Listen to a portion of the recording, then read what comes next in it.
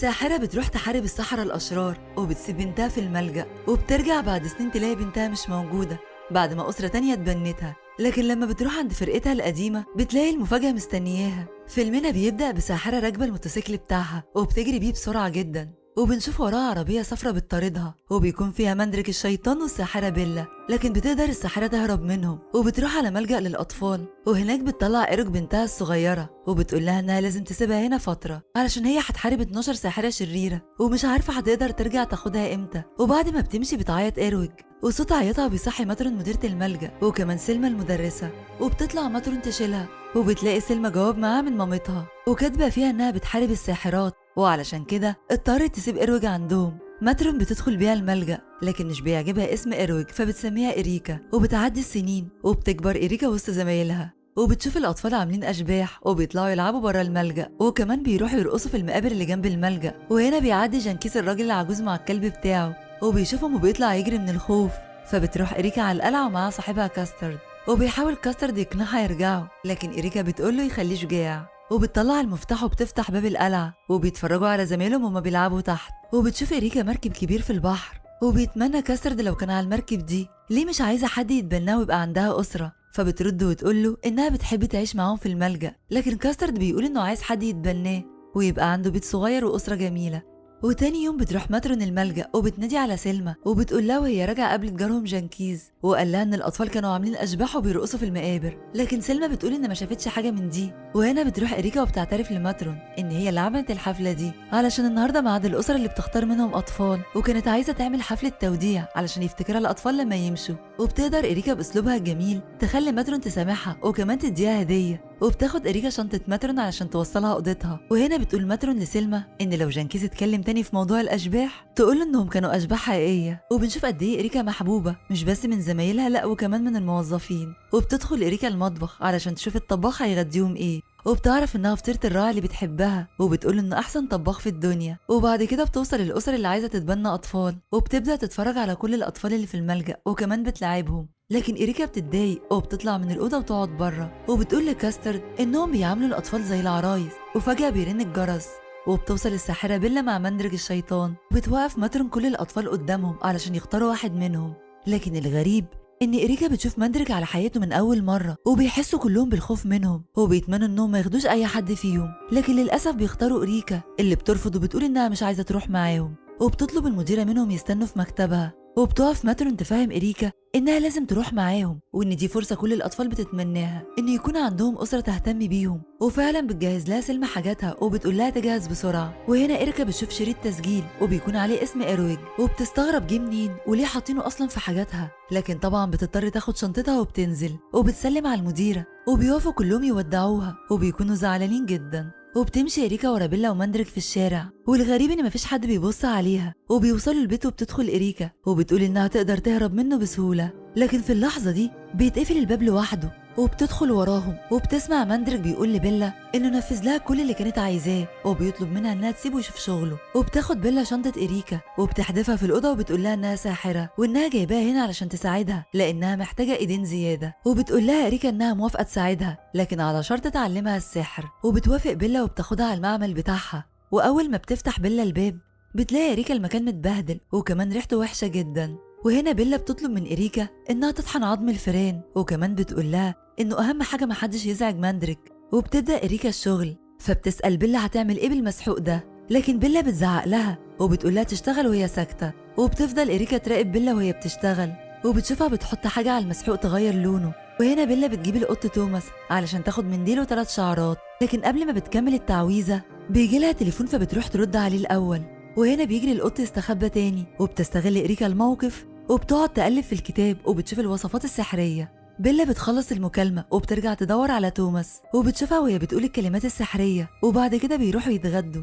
فبتسأل بيلا مندرج عن الأكل اللي جابه فبيقول لها إنه جاب فطير، لكن بيلا بتقوله إنها مش بتحب الفطير. وهنا بيولع مندرج فبتقعد بيلا تاكل بسرعة وهي خايفة، لكن إريكا بتقول إنها بتحب الفطير ده جدا. وبالليل بتدخل إريكا علشان تغسل سنانها قبل ما تنام، لكن وهي طالعة بتسمع بيلا بتكلم حد على الباب، وبعد ما بتقفل بتدخل أوضتها. وهنا بتطلع إريكا تشوف الباب علشان تهرب، لكن الغريب إنها مش بتلاقي الباب. وبتدخل الأوضة اللي دخلت فيها بيلا، لكن بتتفاجئ إنها أوضة كبيرة ومليانة كتب. وبتلاقي آلة كاتبة بتاعت مندريك وبتقع عليها الكتب فبتطلع تجري، وهنا بتقرر انها تكتشف باقي الأوض فبتلاقيها فاضية ومليانة مية وكمان ريحتها وحشة جدا. وبعد ما بتدخل بيطلع باب جراج وبنشوف العربية الصفراء وبتلاقي فيها جهاز كاسيت ومجلة لفرقة قديمة اسمها إيرويج، وبتاخد إريكا الكاسيت والمجلة معاها. والأول مرة بتنام إريكا لوحدها، وتاني يوم بتصحى على صوت بيلا وهي بتنادلها، وبتدخل إريكا الحمام فبتلاحظ إن محدش بيستخدمه غيرها، فبتحط صورة كاسترد وماترن على المراية وبتروح على المطبخ تساعد بيلا، فبتسألها على الأوضة اللي بتنام فيها لأنها ما لقيتهاش، لكن بيلا بتقولها تخليها في شغلها وبس لو سألت تاني عن أي حاجة. وبتطلع بيلا تنشر الغسيل في الجنينة، فبتاخد إريكا معاها علشان تجمع النباتات السحرية. وهنا بتشوف إريكا باب الجنينة وبتقرر تهرب، لكن بمجرد ما بتقرب منه بتطلع فروع نباتات وبتمسكها من شعرها. وبيرجعوا تاني المعمل، وكل شوية تسأل إريكا بيلا هتعلمها إمتى، لكن بيلا مش بترد عليها وبتفضل تطلب منها حاجات تجيبها وكمان حاجات تطحنها.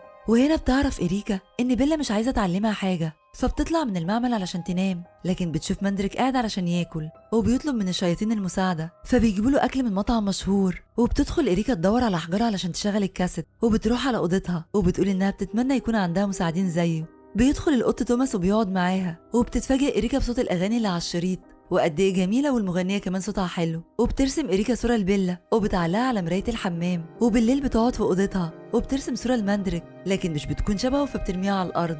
وفجاه بتنور الحيطه وبتستغرب، لكن بيقول لها توماس ان مكان مندريك ورا الحيطه. وبتساله إريكا ازاي مندريك ورا الحيطه دي والمفروض ان ده حمام، لكن توماس بيفهمها ان دي حاجات خارقه للطبيعه. وهنا بتلمع فكره في دماغ إريكا، وبتسال توماس اذا كان يقدر يساعدها انها تعمل تعويذه تحصن بيها نفسها من السحر، فبيقول لها انه يقدر يساعدها وكمان عارف اسم التعويذه ومكانها في الكتاب. فبيطلعوا يروحوا على المعمل، وبتبدا إريكا تجهز الوصفه، وبعد ما بتخلصها بيساعدها توماس تقول الكلمات السحريه. وبعد ما بتخلص إريكا بيطلب منها توماس انها تدهنه هو كمان علشان يتحصن من اكل الدود، وفعلا بتدهنه إريكا الاول وبعد كده بتدهن نفسها. وبتصحى تاني يوم على نفس طريقه بيلا اللي عمرها ما بتتغير، وبتطلب منها تعلمها السحر، لكن بيلا بترفض وبتقول لها انها ما وعدتهاش بحاجه. وهنا بتقرر إريكا انها تاخد موقف، وبتدخل علشان تفطر، وبتلاقي مندريك جايب لها فطيره الراعي اللي كانت بتحب تاكلها في الملجأ. وهنا بتجهز بيلا علشان تروح تسلم التعويذ بتاعتها، وبتقول لي إريكا تنظف البيت كويس. وهنا بتجري إريكا على توماس وبتقول له يساعدها يعملوا تعويذه لبيلا علشان تطلع لها ايدين زياده، وفعلا بيساعدها توماس، لكن بتقف التعويذه في الاخر على شعر بيلا اللي طبعا مش بيلاقوه خالص. وهنا بيبدأ مندريك يحب إريكا وبيهتم بيها وبيجيب لها الاكل اللي بتحبه، وبتسأله إذا كان ممكن تقرا الروايات اللي بيكتبها، فبيوافق. وبعد ما تاكل هي وتوماس بتوصل بيلا، فبيجروا يخبوا الحاجات، وبترجع بيلا تلاقي إريكا بتنظف البيت زي ما سابتها، فبتعاقبها إنها مش هتتعشى النهارده. لكن أول ما بتدخل إريكا الأوضة بتلاقي مندريك جايب لها العشاء وكمان معاه قصة من عنده، وبتقعد تقرا القصة وهي بتاكل، لكن مش بتعجبها أبدا وبتقول إنها مملة. وبتجيلها فكرة تقدر تجيب بيها شعر بيلا، فبتاخد مفك وبتروح تعمل حفرة في الحيطة علشان تشوف منها ايه اللي في اوضه بيلا، لكن بتلاقي مندريك قاعد في اوضته بيعزف بيانو. وتاني يوم بتشوف إريكا الطاقه بتاعت بيلا وبتدور فيها، وفعلا بتلاقي شعره وبتاخدها تخبيها عندها في الحمام، وبتروح تعمل الفطار لمندريك وبتحرقه. فبيسألها مندريك ايه ده، فبتقول له بكل هدوء انها اول مره تعمل حاجه. وطبعا بيدور على بيلا وبيقول لها ازاي ما علمتهاش تعمل اكل، وبيطلب من الشياطين بتوعه يجيبوا الفطار. وبعد كده بتاخدها بيلا على المعمل، بتزعق لها وبتقول لها انها كانت هتعمل لها مشكله مع مندريك، فبترد عليها إريكا وبتقول لها انها ممكن تعلمها السحر وهي هتبطل اللي بتعمله، لكن بيلا بتقول لها تاني انها مجرد ايدين في البيت ده مش اكتر من كده. فبتروح إريكا على الحمام وبتاخد الشعره وبتكمل التعويذه، وبترجع المعمل فبتلاقي الايدين طلعوا لبيلا ومش عارفه تعمل ايه. مش بتقدر إريكا تمسك نفسها من الضحك وبتقعد تضحك عليها، فبتقرر بيلا تعاقبها وبتدخلها اوضتها علشان تبعت لها الدود تاكله. وبيقعد توماس خايف ومستخبي تحت الغطا، وفعلا بتلاقي إريكا مجموعه من الديدان ظهرت على السقف، لكن مش بتقدر تعمل حاجه لإريكا لانها عملت تعويذه ضد سحر بيلا. وهنا بتيجي لإريكا فكره انها تتخلص بيها من الديدان، وبتقعد تدخلهم من الفتحه اللي عملتها في الحيطه. وهنا بينهار جدار الاوضه الحقيقي وبيظهر مندريك بشكله الشيطاني المرعب، وبتجري إريكا تنزل تحت السرير من الخوف. وبيطلع مندريك من الأوضة يدور على بيلا اللي بتقوله إنها ما عملتش حاجة ومش هي اللي دخلت له الدود. وبتيجي لإريكا تسألها إيه اللي عملته، فبتقولها إن ده غلطها هي. وبيدخل مندريك عليهم، فبترجع بيلا وإريكا بظهرهم ومش بيشوفوا الكاسيت اللي بيتخبط وبيشتغل لوحده. وهنا بيسمعوا الأغنية بتاعت فرقتهم القديمة، وبتجري إريكا فبتدخل على أوضة مندريك السحرية، وبتشوف صورة لبيلا ومندريك مع مامتها. وبيدخل مندريك وبتسأله عن سبب إنهم بطلوا الأغاني والحفلات، فبيقول لها ان بيلا كانت احسن واحده بتعزف على الطبول، وانهم بطلوا لان مغنيه الفرقه اللي هي مامتها سابتهم. وبيفتكر ماندريك لما قررت مامة إريكا انها تحارب الساحرات وخلافها مع بيلا علشان رفضت تساعدها، وبتتاثر إريكا جدا وبتوعده انها مش هتسيبه ابدا. وبيقول لها ماندريك ان بيلا مش هتضايقها تاني وبيطلعها على اوضتها، فبتطلب إريكا منه انه يوديها المدرسه، وبتقوله ان كده هيقعد في هدوء اكتر طول اليوم. وبتروح إريكا على المعمل، فبتلاقي بيلا واقفه تنضفه بعد ما ماندريك كسره. وبتقول لها إريكا ان ماندريك قال لها ان كانت احسن عازفه طبول وبتقدر تخليها تحبها وتغير معاملتها معاها. وبعد 6 شهور بتكون إريكا غيرت كل حاجه وقدرت تخليهم ينفذوا كل طلباتها، حتى الشياطين المساعده بقت تسمع كلامها زي ماندريك. وفي النهايه بنشوف بيلا وماندريك في الكريسماس، وبتقول إريكا انها عزمت كاسترد، فبنشوف كاسترد واقف بره البيت ومعاه هديه الكريسماس. وهنا بتوصل الساحرة مامة إريكا وبتقابلها لأول مرة ومعاها كاسترد. وبكده يكون فيلمنا خلص، أشوفكم في فيلم جديد.